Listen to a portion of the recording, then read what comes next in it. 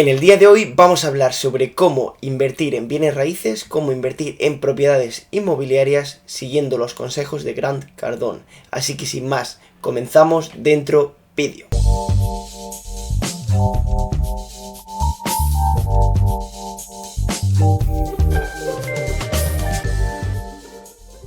Hola a todos, mi nombre es Carlos y en el día de hoy vamos a hablar sobre cómo crear riqueza invirtiendo en bienes raíces según Grant Cardone.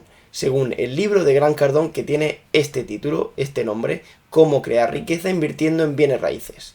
He leído este libro y en este vídeo os voy a traer los puntos, las enseñanzas más importantes que yo he sacado de él. Seguramente haya muchas personas viendo este vídeo que sepan quién es Grant Cardone, pero para quien no lo sepa, Grant Cardone es uno de los mayores inversores en propiedades inmobiliarias del mundo. Fundó una empresa llamada Cardone Capital que actualmente gestiona activos inmobiliarios por un valor superior a 4.000 millones de dólares. Es un inversor que también se ha hecho muy famoso no solo por su portafolio de propiedades inmobiliarias, sino por su presencia en redes sociales, libros que ha escrito, otros negocios, etc.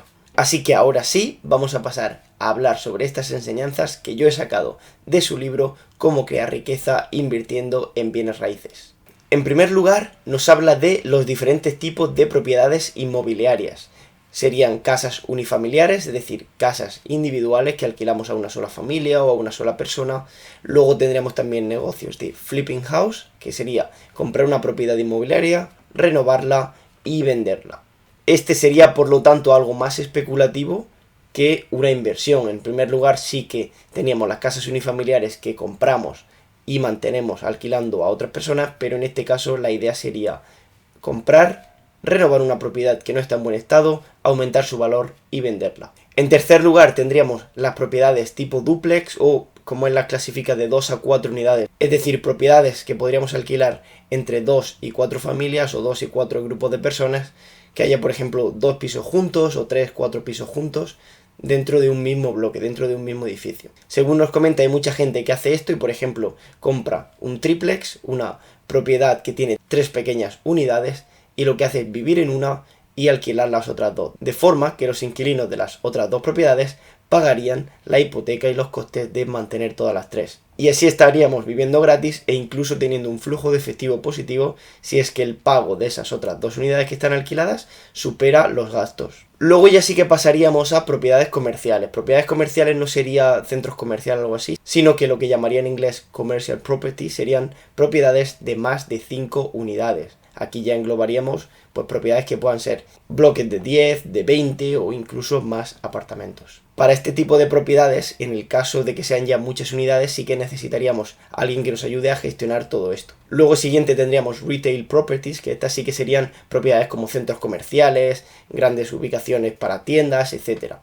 Y por último tendríamos edificios de oficinas. Grant Cardone nos habla de que las que él prefiere, de sus favoritas, son las que llama commercial property, las que serían grandes bloques de apartamentos que tienen muchas unidades que podemos alquilar y pueden producir un flujo de efectivo muy grande. Su cash flow puede ser bastante mayor que cualquier otra de las propiedades. También habría 3 formas de invertir en propiedades. La primera es obviamente que lo hagas tú todo por tu cuenta, que tú te encargues de buscar los negocios, de gestionarlos, etc. Luego habría la forma de invertir a través de REIT, ¿vale? Lo que serían fondos en los que nosotros aportamos capital y no nos encargamos de buscar las propiedades ni nada, simplemente recibimos parte de los ingresos que esas propiedades producen. Obviamente, aquí al no tener que hacer nada, los ingresos que recibiremos, el porcentaje de rendimiento que recibiremos será mucho menor. Y luego, por último, podrías hacer un acuerdo, una compañía con otras personas en la que cada uno se encargue de una tarea y aquí podrías estar delegando, podrías estar apoyándote en otras personas a la vez que lo combinas con el gestionar de forma más activa las propiedades. El siguiente punto vamos a hablar sobre los errores que debemos evitar a la hora de invertir en propiedades inmobiliarias o en concreto en apartamentos, que es lo que él se centra principalmente. Nos habla de la importancia de evitar los malos negocios y muchas veces es mucho más importante que encontrar uno bueno. Es decir, si vemos una propiedad que realmente puede ser muy mala inversión porque nos produzca un flujo de efectivo negativo, porque tenga muchos problemas externos que no podamos gestionar, que no podamos solucionar, es muy importante ser capaz de diferenciar entre un buen negocio y un mal negocio y evitar los malos negocios. O al menos no hace falta que sea un negocio extremadamente bueno, pero sobre todo eso, evitar los malos negocios que nos pueden hasta arruinar y nos pueden traer muchísimos problemas. El primer error sería no invertir, obviamente. El segundo error sería invertir pequeño, invertir en propiedades, por ejemplo, unifamiliares. Obviamente habrá personas que no puedan empezar invirtiendo en bloques de apartamentos. Esto es algo que requiere un capital inicial bastante importante. Pero si invertimos en una propiedad inmobiliaria, una propiedad unifamiliar, ¿cuál es el problema? Que en el momento que esa propiedad está vacía, tenemos todos los gastos de tenerla, pero ningún ingreso. Sin embargo, dividiendo en diferentes apartamentos, por ejemplo, imaginemos que tenemos un edificio con 10 apartamentos. Entonces, si por cualquier razón uno de ellos se queda vacío, seguimos teniendo 9 apartamentos alquilados que nos estarían produciendo muchos ingresos, a pesar de que uno de ellos está vacío. Es como que está un poquito más diversificado. Sin embargo, con propiedades unifamiliares tenemos un ingreso, pero en el momento que esa propiedad se queda vacía, los ingresos pasan a ser cero, mientras que los gastos siguen ahí.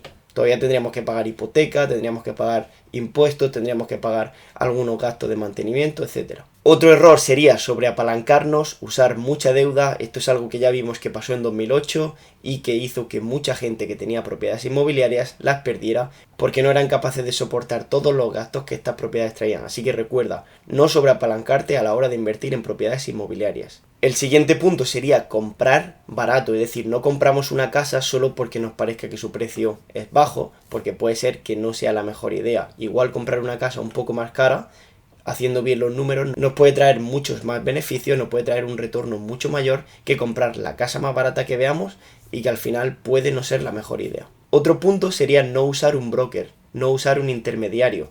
Si encontramos una persona que nos ayude y a la cual le tengamos que pagar, pero esta persona realmente nos ayuda a encontrar buenos negocios, nos ayude a mediar entre nosotros y otros vendedores o nos traiga negocios porque sabe exactamente lo que estamos buscando, es importante tener este tipo de personas y es importante pagarles como se merecen. Puede ser que lo veamos como un gasto, pero realmente es algo que nos puede ayudar mucho en el largo plazo, porque si creamos relaciones con personas que nos pueden ayudar a conseguir buenos negocios, al final estas personas pueden ganar, nosotros podemos ganar y en el futuro seguiremos haciendo más negocios juntos y por lo tanto seguiremos ganando los dos.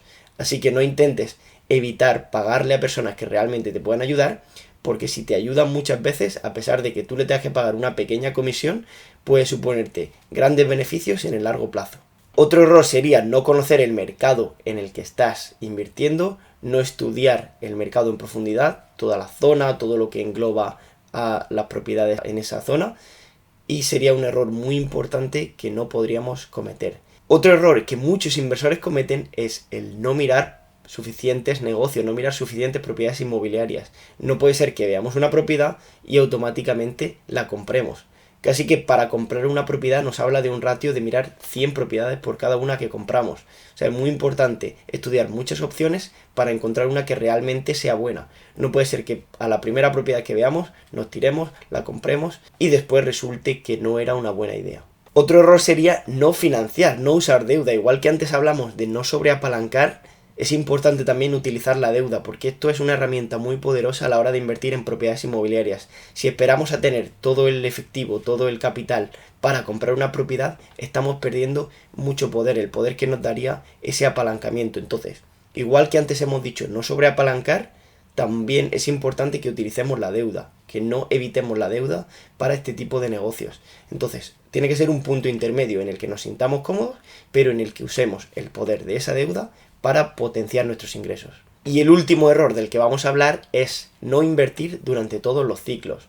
Hay muchas personas que si las casas están muy altas dicen no, yo voy a esperar a que bajen, pero luego cuando están bajando tampoco quieren invertir porque piensan que van a seguir bajando más, y luego cuando de repente los precios de las casas vuelven a subir un poco dicen no voy a comprar porque todavía puede ser que no hayamos llegado a la parte más baja, o luego sigue subiendo un poco más y dicen no, ya están muy caras, voy a esperar a que vuelvan a bajar, y al final no acaban invirtiendo nunca. Entonces, muy importante que invierta durante todos los ciclos, en cualquier momento, si encuentras un buen negocio, a pesar de pensar que si es caro o si es barato, porque nunca sabes cuándo puede ser el precio más caro, nunca sabes cuándo puede ser el precio más bajo. El siguiente apartado del que vamos a hablar es cómo encontrar tu primer negocio. ¿En qué puntos nos debemos fijar? Hemos estado hablando de errores a evitar, ahora vamos a hablar de cosas que sí debemos hacer, cosas importantes.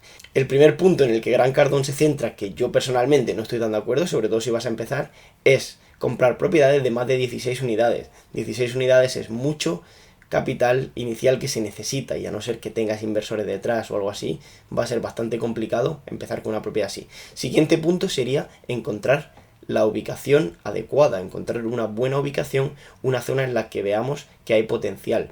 Luego el siguiente punto sería echar un vistazo a los números y asegurarte de que es una propiedad que te va a generar un flujo de efectivo positivo todos los meses. Es decir, que desde el principio el tener esa propiedad te va a ir dando dinero todos los meses, y no porque tengas una propiedad que poco a poco vas pagando la hipoteca, pero que te vaya haciendo gastar cada vez más porque el flujo de efectivo sea negativo. Entonces, muy importante, flujo de efectivo positivo desde el principio. En el caso de que sea una propiedad inmobiliaria con muchas unidades, tener un manager de propiedades inmobiliarias, alguien que se encargue de gestionar estas propiedades, que nos ayude a reducir nuestra presencia en el negocio y hacerlo todo un poquito más pasivo. Obviamente, si es nuestro primer negocio, si nos queremos dedicar a tiempo completo a ello, pues puede ser que lo hagamos nosotros mismos o que no necesitemos tanta ayuda.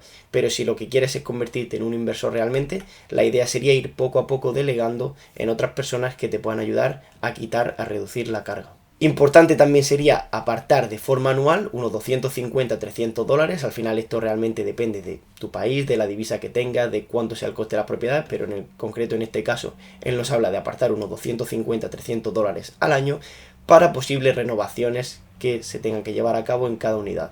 Es decir, tener apartado ese dinero en caso de que una emergencia ocurra. Siguiente cosa importante es tener un seguro que cubra la propiedad en caso de sucesos inesperados que puedan aumentar nuestros gastos. Un seguro que nos ayude a prevenir problemas en el futuro. Otro punto importante sería alcanzar un 125% de lo que él llama rental coverage. Es decir, que el alquiler cubra los gastos que tiene, por ejemplo, la hipoteca o cualquier otro gasto extra que pueda haber. Si, por ejemplo, alquilamos una propiedad por 1.250 dólares y los gastos de esta propiedad son de 1.000 dólares al mes, entonces cumpliríamos esta regla de 125%, ya que los gastos son 1.000, pero los ingresos son 1.250. Entonces, intentar que esa proporción sea del 125% o incluso mayor de los ingresos que generan comparado con los gastos. Sería también muy importante el conocer cuál tiene que ser el punto de partida para empezar a ganar dinero, la ocupación del sitio. Es decir, si tenemos alquiladas, por ejemplo, de 10 apartamentos que haya, tenemos alquilados 5, ¿estamos ya ganando flujo de efectivo positivo todos los meses o todavía no? ¿Cuántas propiedades tenemos que tener alquiladas o cuánto tiempo tenemos que tener la propiedad alquilada o por qué precio para empezar a ganar dinero, o al menos para no perderlo? Intentar buscar propiedades inmobiliarias con potencial para aumentar su alquiler en el futuro también sería importante, es decir, zonas en las que haya demanda y en las que veamos que en el futuro pueda haber un precio por el alquiler mayor y por lo tanto nuestros ingresos puedan aumentar. Sería importante también que conociéramos todos los costes de nuestras propiedades inmobiliarias, de cada unidad o de cada casa o de lo que sea la propiedad que tengamos. Sería muy importante conocer los costes, los gastos que esta propiedad va a tener. Y por último nos habla de tener un plan de salida para la propiedad inmobiliaria. Si por ejemplo compramos una propiedad, la reparamos, la queremos vender, pero resulta que no la podemos vender, ¿cuál es nuestro plan de salida? ¿Cuál es nuestro plan de salida? Probablemente la mejor opción pueda ser alquilarla y de esta forma obtener diferentes ingresos. Pero tenemos que tener una opción para salir de la propiedad en el caso de que queramos venderla, de que queramos intentar cambiar nuestra estrategia, y tener siempre presente un posible escenario negativo en el caso de que la situación no se dé como nosotros pensamos. Y la última parte en la que nos vamos a centrar sería conocer tu mercado. ¿Qué cosas debemos mirar? ¿En qué cosas debemos fijarnos a la hora de buscar una zona y de buscar una propiedad en la que invertir? Aquí obviamente sería importante la economía de la zona, los trabajos que pueda haber, las tasas de crimen, la demografía, si está aumentando o descendiendo la población del lugar, los precios de las casas en la zona, la política en la zona, si se prevé que haya un aumento de los impuestos, etc. Así que todos estos puntos deberíamos tener en cuenta a la hora de investigar una zona en la que invertir. Y estas son las principales enseñanzas que yo saqué del libro de Grant Cardone, los principales puntos de su libro Cómo crear riqueza invirtiendo en bienes raíces. Vamos a acabar el vídeo con una frase que él menciona en el libro y que me gusta mucho, y es el hecho de que aprendes más yendo a visitar 10 propiedades que leyendo un libro sobre propiedades inmobiliarias. Así que si estás interesado en invertir en este sector inmobiliario, ya sabes, ponte manos a la obra en lugar de estar aplicando tanta teoría, porque es un error que yo he cometido en el pasado y que poco a poco estoy intentando cambiar, estoy intentando tomar acción para moverme e empezar a invertir en este sector. Así que si realmente quieres empezar a invertir en el sector inmobiliario, obviamente necesitas ciertos conocimientos, pero hasta un punto en el que ya tienes que empezar a tomar acción. Porque muchas veces estamos procrastinando y pensando que vemos un vídeo sobre inversiones, o leemos un libro sobre inversiones, o hacemos un curso, etcétera, pero tomamos poca acción. Entonces recuerda, toma acción y aprenderás mucho más que leyendo libros. La teoría está bien, pero es importante meterse en la práctica. Así que espero que os haya gustado este vídeo. Y sin más, me despido, gracias por estar ahí, recordad pulsar ese botón de me gusta, suscribíos por ahí abajo si aún no lo habéis hecho, y nos vemos en el próximo. Adiós.